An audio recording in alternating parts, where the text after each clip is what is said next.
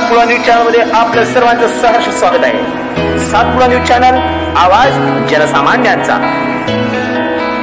भारतीय जनता पार्टीचे किसान मोर्चाचे अध्यक्ष माधव अवघड तसेच जिल्हा सचिव नरेश बर्वे यांनी एसटी महामंडळामध्ये स्टिंग ऑपरेशन करून तेथील कर्मचाऱ्यांचा मुजरपणा उघडकीस आणला व त्या कर्मचाऱ्यांना चांगला समज देण्याची माग त्यांच्याकडनं आता केली जात आहे। इमर्जन्सी सेवामधून जायचं प्रत्येक नागरिकांची कंप्लेंट होती, ते पाहण्यासाठी आम्ही मुद्दामून डेपोमध्ये गेलो, पण बसला हात दाखवला असता बसवाल्यांनी गाडीलाही कट मारून निघून गेला। त्यांची मुजुरी तिथे दिसली, ते पाहताच आम्ही पाठलाग केला।